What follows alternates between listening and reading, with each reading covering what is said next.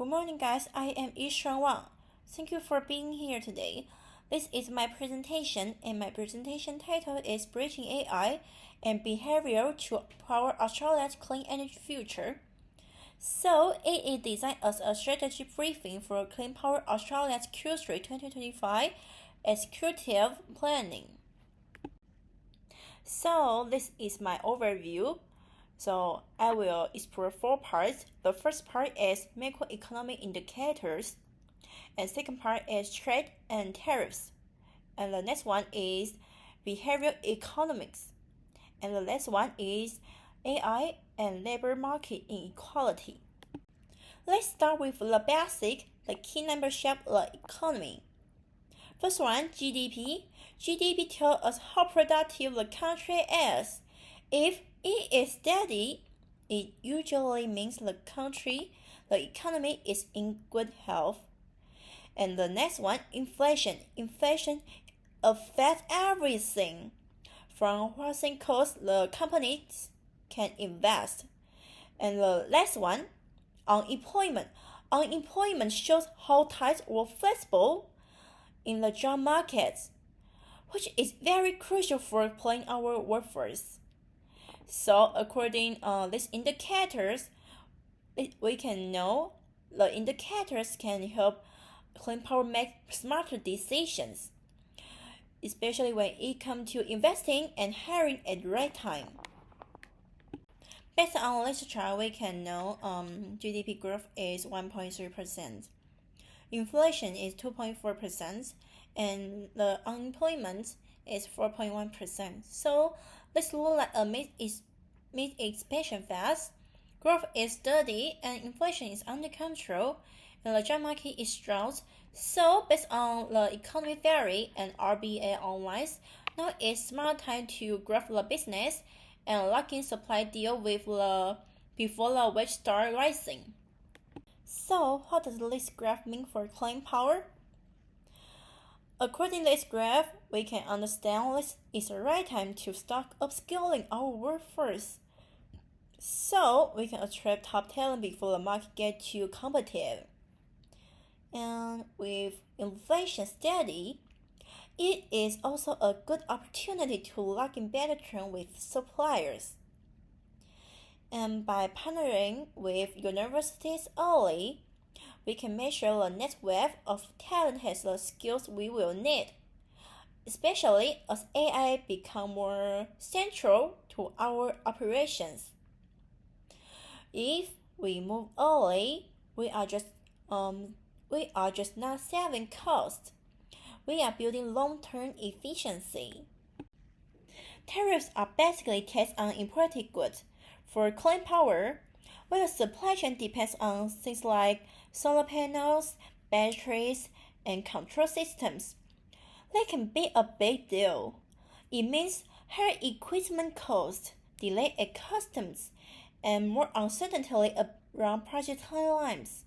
To put into perspective, just a 10% tariff on batteries could push our project budget up by thousands of dollars. We can learn something from what's happening in the US. Recent trade rules on solar parks there have caused major cost increases and delays, a real warning sign for others. While Australia's trade system is more open, we are still exposed to global supply chain shocks. So, what can Clean Power do? First, work with a broader mix of suppliers to avoid over-reliance on any one source. Second, factor tariff risk into our long-term cost planning. And the last one, keeping an eye on trade tensions, especially between the US and China, since ripple effects could hit us too. Consumers don't always make decisions based on logic. Behavioral economics tell us when it comes to energy choices, people are often influenced by certain biases. First, present bias, focusing too much on the upfront cost, and default bias. It is like people tend to stick with whatever plan they already have. So, even though most people say they support clean power, These mental shortcuts often stop them from making the switch. So traditional model assume people always make rational decisions, but behavioral model take it a step further. They recognize the decisions are shaped by things like friction in the process, social pressure or norms, and the tendency to avoid anything that feels too difficult. So this is why green energy plants often have low uptake unless they are the default options. So for clean power, this means we need to redesign our offers to match how people actually behave, not how we hope they do. So what actually works? Here are some smart behavior based on strategic clean power you can use. So first one is make green plan the default for all new customers. And the second is show people that it won't cost more over a year, just spread out the savings. And the last one, and use gentle reminders like SMS or another app notifications, let them engage. So we can see there have two examples. First is Germany, and the second is Europe. So we can refer to the both approaches. Let's move on to what AI really means for jobs. AI is great handling routine, repetitive tasks, but at the same time, it is creating new demand in areas like data science, cybersecurity, and energy tech. But here is challenge, as this reference point out. These shifts can cause job polarization.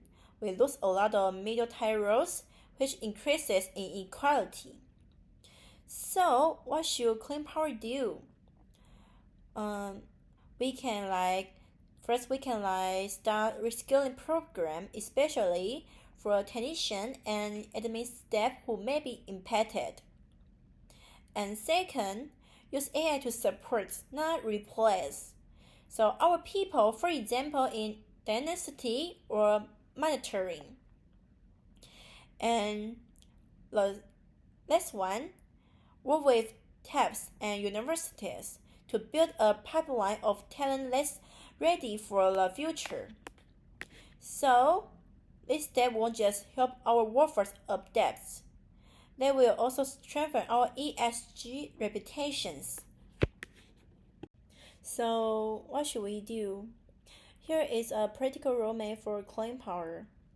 From Q3 to Q4 last year, kick off a full internal capability review and figure out where the gaps are in AI and tech. By Q1 2026, start a pilot of default green building in New South Wales and Victoria.